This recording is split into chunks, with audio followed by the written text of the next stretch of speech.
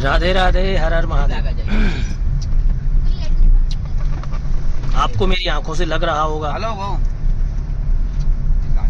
कि पहलगाम में जो आतंकी हमले हुए हैं, जो हमारे सनातनी हिंदू भाई बहन शहीद हो गए हैं, उनके लिए हमारी बहुत संवेदना भी है। महादेव से प्रार्थना है उनको अपने चरणों में जगा दे। जो हुआ गलत हुआ, ये नहीं होना था, पर भारत में ये हो रहा है। क्यों? क्योंकि अब जाति नहीं पूछी जाती, राज्य नहीं पूछे जाते, गली नहीं पूछी जाती, जिला नहीं पूछा, अब सीधा पूछा जाता है धर्म। तो आपका धर्म क्या है? और धर्म नहीं बता पाओगे तो कलमा का पूछेंगे, कलमा याद है? कलमा भी नहीं पढ़ पाए तो गोली में खाओ, गोली खा के अपने प्राण गंवाओ। कहीं पूरी दुनिया में जब ये खबर चली है और खबर फैली है, तो अब कोई भी व्यक्ति कश्मीर जाना पसंद नहीं करेगा, पहलगाम जाना पसंद नहीं करेगा। अमरनाथ यात्रा पर जाएगा तो भी अपने घर वालों को कहकर जाएगा कि वापस आओ तो ठीक, नहीं तो अंतिम संस्कार कर देना। ये डर भरा गया है, और ये डर हिंदुओं के दोगलाई की वजह से भरा हुआ है। जितने आप मोदी जी से आशा रखते हो ना, उतना आपने सपोर्ट नहीं किया। आप मोदी से आशा रखते हो कि वो पीओके ले ले, पर सीट 240 देते हो। आप मोदी से आशा रखते हो कि हिंदू राष्ट्र बना दे, पर आप सीट 240 देते हो।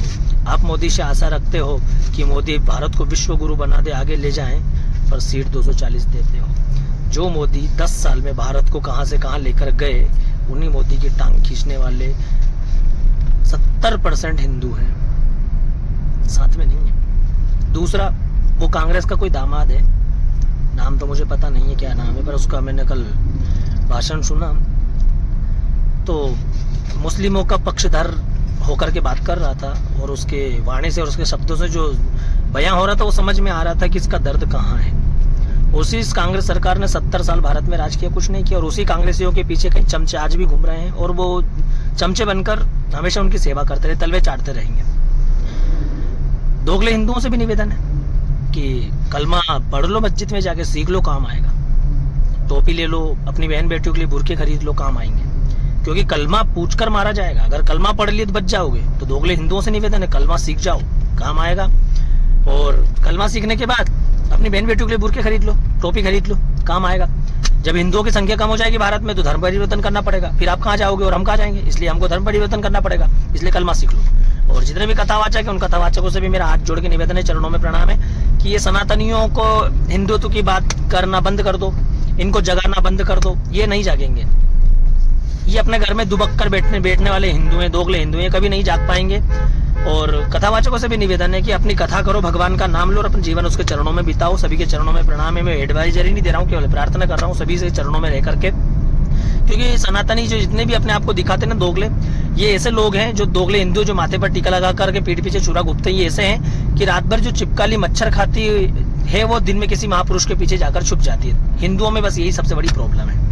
तो सभी कथावाचकों से भी निवेदन है, क्यों समझा रहे हो? क्यों आप 3-3, 4-4 घंटे अपना घर परिवार छोड़ करके इन लोगों को जगा रहे हो? कोई काम ये नहीं जगे। ये जब 70 साल में नहीं जगे, तो अब आपसे 4, 5, 6, 10 साल में कैसे जग जाएंगे? तो इन दोगले हिंदुओं को टोपी की बात बताओ कि टोपी खरीद लो, कलमा सीख लो, इनको मस्जिद भेज दो दोगले हिंदुओं को। क्योंकि भारत कभी हिंदू राष्ट्र की ओर नहीं बढ़ सकता जब तक ऐसे दोगले हिंदू हैं। भारत कभी विश्व गुरु नहीं बन सकता जब तक ऐसे दोगले हिंदू हैं। भारत कभी भी तरक्की के रास्ते पर नहीं बढ़ पाता सकता जब तक ऐसे दोगले हिंदू। और इन दोगले हिंदुओं को तो कलमे की शिक्षा लेना चाहिए, ताकि भविष्य में आप लोगों को काम आए।